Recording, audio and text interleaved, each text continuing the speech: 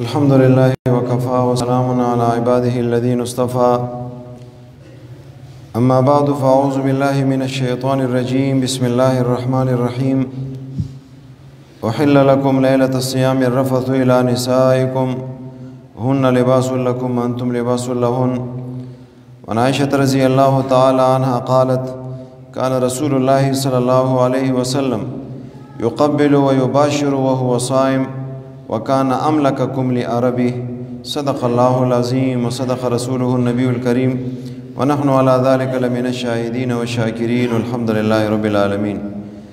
دا روایت عائشہ رضی اللہ تعالی عنہا دا فرمائی كان رسول الله صلی اللہ علیہ وسلم يقبل ويباشر وهو صائم.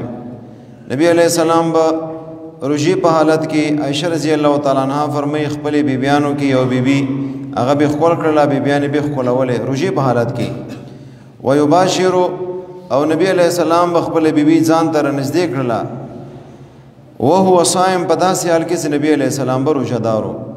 عائشہ رضی اللہ تعالی عنہا فرمایي وکانه املککم لعربه او نبی علیہ السلام په خپل حاجت باندې زیات قابو یافته وو.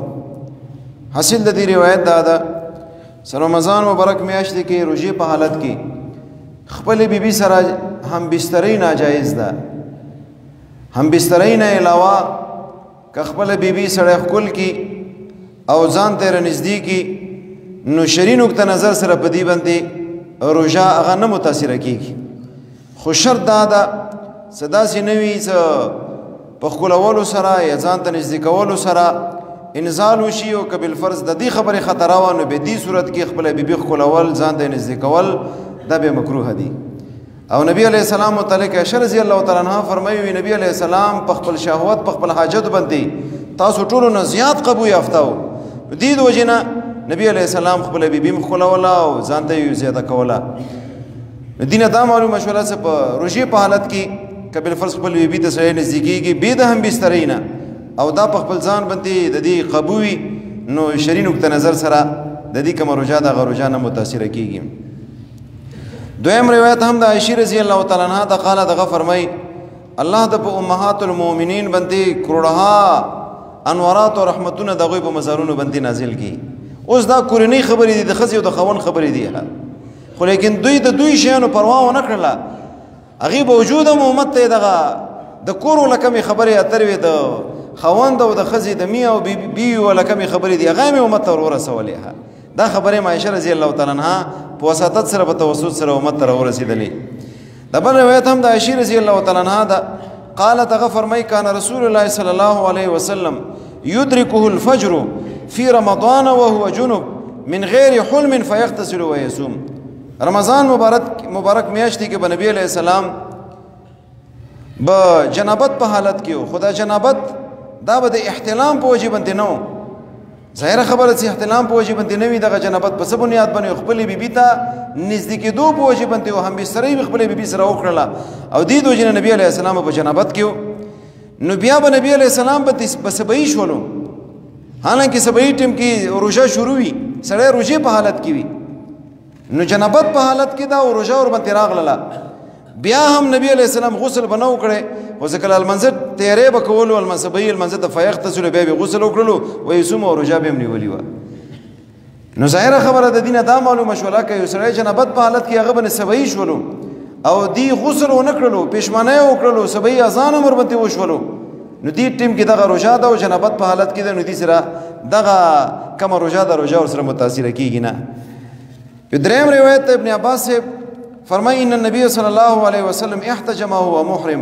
نبی علیہ السلام حجامه وکړه خکر یې ولګولو. مخکې زمانه کې بخکر لګېدو د بدن کې څه کومه فاسده وینه د دا به روبسله او اوس دغه طبيبان ځای په ځای باندې حجامه کوي چې داسې پلاستیکي یو شی غوندي هغه په دې ملا باندې په دې اوګو باندې په دې سټ باندې هغه ولګي زخمی کې وای لګي وغي سره کومه فاسده وینه دغه روباسي. دا علاج نبوي دا سنت ده. نبی علیہ السلام احرام په حالت کې حجامه کړی دا واحتجمه هو صائم او روزي په حالت کې نبی علیہ السلام خکر لګولې ده. دې سره روزه نه ماتي کی دې سره متعلقه او بل خبر د عام طور سره خلک تپوس کوي روزي په حالت کې انجکشن لګول پرک انجکشن لګول یا مثال طور سره په مټ کې غوښې کې انجکشن لګول دا جایز دی او که ناجایز دي؟ فقها فرمایي وی ضرورت په بنا باندې علاج دپاره که ته انجکشن لګوي که هغه په مټ کې وي هم جایز ده او که هغه په رګ کې وي هم جایز ده. او که به زیات ضرورت و کم ځای کې د ډریپ ضرورت و مثال طور سره سړی ده خېټې مساله ده ورته وایي اسهال ده ډېر په تکلیف کې ده د ډریپ لګولو ضرورت پېښ شولو نو ډریپ هم لګولی شي د دې هم فقهاو اجازت ورکړې ده. البته داسې قسمه ډریپ لګول څه هغه د وجې نه بدن ته طاقت میلویږي او طاقت دپاره دغه ډریپ ته لګوي او بل څه مسله نه وي نو بیا داسې قسمه ډریپ لګول څه هغې د وجې نه تا بدن ته قوت میلاو شي طاقت میلاو شي ډاکټر هم درته نه دی ویلي داسې ډریپ لګول بیا په کار نه دي. بهرحال ورپسې روایت د ابو هریره رضی الله تعالی عنه ته فرمایي قال قال رسول الله صلی الله علیه وسلم من نسی وهو صائم چا نه هېرېدل وشول او په داسې حال کې چې دا روژهدار نسیان ورباندې راغللو دی روژهدار ده د نسیان په حالت کې فاکله خوراک یې وکړلو او شربه یې اسکا وکړلو. من نسیه چا نه روژه هېره شوله چا نه دا خبره هېره شوله چې مثال طور سره زه په روژې حالت کې ما روژه ده په داسې حال کې چې دغه صائمو صیام او د روژې په حالت کې نسیان ورباندې راغللو فاکله خوراک یې وکړلو او شربه یې اسکاک وکړلو نبي علیه السلام فرمایي فلیتم صومه دا د خپله روژه پوره کړي فانما اطعمه الله وسقاه دا خوراک الله ورباندې کړی ده د اسکاک الله ورباندې کړی ده. دینه دا معلومه شوله چې نسیان په حالت کې سړی هغه ته پته نشته څه شی پرته دي هغه خولې ته واچول ویې خوړل یا اوبه پرتې دي اوبه یې راواخیستې ویڅکلې روژه ورنه هېره ده ښه په مړې خېټې باندې وڅکلې په مړې خېټې باندې خوراک وکړلو یاد ورته نه ده روژه نو دې سره د ده روژه نه ماتېږي مابقیه کومه ورځ ده هغې کې دم روژه برقراره وساتي دې باندې نه قضا شته او نه ورباندې کفاره شته. نبی علیه السلام فرمایي د کوم خوراک چې دې وکړلو د کوم څښاک دې وکړلو دا ورباندې الله وکړلو دا د الله مهرباني ده دې سره روژه نه ماتېږي نسیان سره. د یو بل روایت مې بیا دعا کوو ابن عباس صاحب روایت ته ابن عباس صاحب فرمایي بینما نحن جلوس عند النبي صلی الله علیه وسلم موږ نبی علیه السلام سره ناستو اذ جاءه رجل یو سړی راغللو فقال عرض کړل یا رسول الله هلکتو اے د الله رسوله زه هلاک شولم. فقال نبی علیه السلام ورته وفرمایل ما لکه څه شوي دي تا ته څه خبره ده چې ته هلاک شولې؟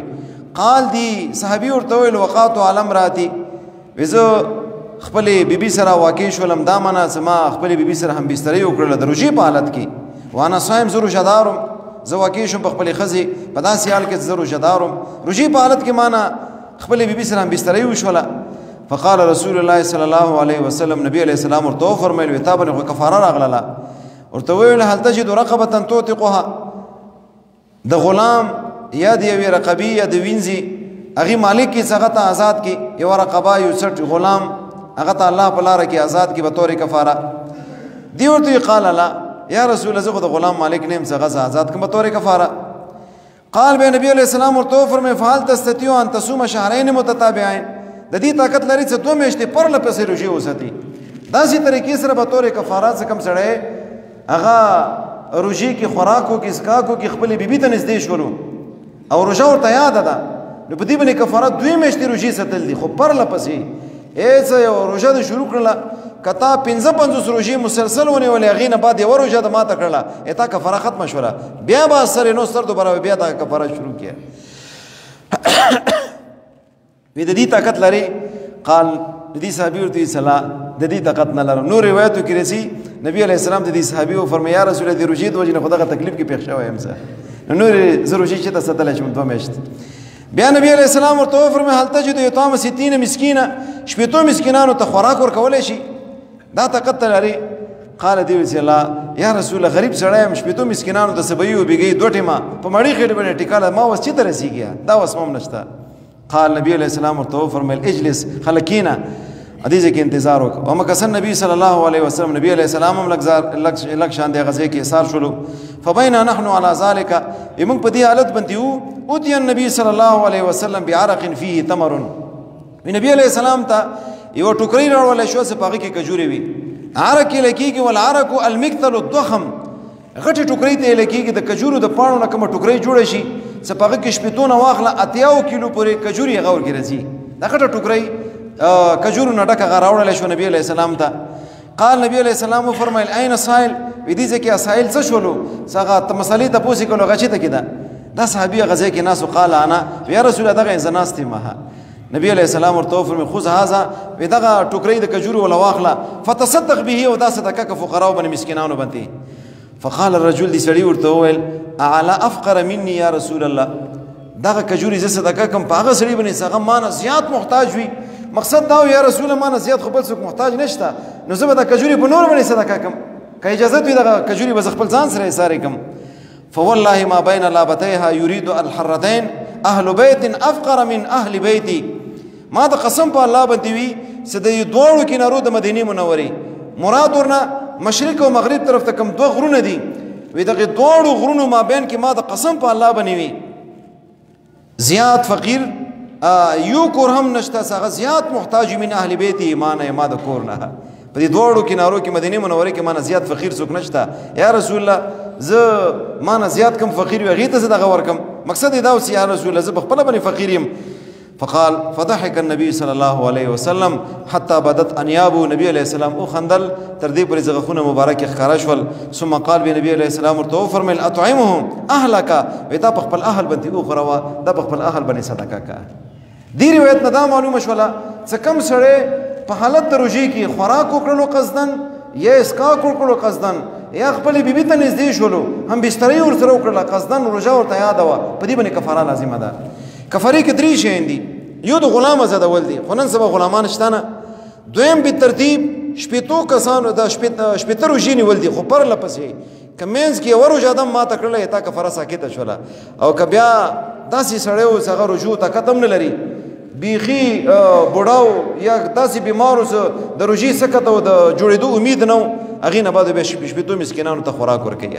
سبی او بیګۍ شپېته فقیران، هغه به سبی به ورته په ماړي خېټه ټیکاله ورکوي، بیګۍ به ورته په ماړي خېټه ټیکاله ورکوي، دا کفاره ادا شوله. خو دې روایت نه دا معلومیږي چې په خپله باندې هم دا استعمالولی شي. علما کرام فرمایي دا دغه صحابي خپل خصوصیت و، نبی علیه السلام اجازت ورته ورکړلو. نور د کفارې وله کوم خوراک ته هغه په اصول او فروع باندې نه شي کولی، په پلار نیکه همدارنګې بچی او اولاد په دې باندې هم نه شي کولی، دا په فقراو باندې کوي. شپېته مسکینانو باندې سبی ورته خوراک ورکوي او بیګۍ ورته خوراک ورکوي. دا کفاره د روژې ده چې چا روژه ماته کړله. الله تبارک وتعالی د موږ تاسو ټولو ته په دې باندې عمل کولو توفیق نصیب کړي. واخر دعوانا ان الحمد لله رب العالمین. اخلاص سره دعا وکړه الله د څه څه مولوتي قبول او منظور کړي، په دې باندې عمل کولو توفیق نصیب کړي. داسې سوالو کې چې خدایا اتا د ازمایښونو امتحاناتونو یو به د ازمایښ به د امتحان مو ټول کامیاب کړي. الله موږ سره عافیت معامله وکړي، کرم او مهرباني معامله وکړي. د ادارې د دعا وکړي چې خدای دې ادارې ته هر قسمه ترقی ور نصیب کړي، اندرونی بیرونی شرور آفات او بلیات نه وساتل کړي. الله د ترقی اسباب ورته مهیا کړي. اے الله کم خلق ورسره تعاون کوي تا ته معلوم دی بدلې او ته دنیا او آخرت کې ورکی. طالبان عالمان کې علماء درجه بلند کې کله قوم متعلق دعا وکړه الله دغه قوم په دین او په دنیا باندې خیرسته لري، هر قسم آفات او بلیاتونه وساتل کی. شپیره سوره قومونه دی پوره امت مسلمه باندې الله د امن او د خوشحالي چدرونه وغړول کی.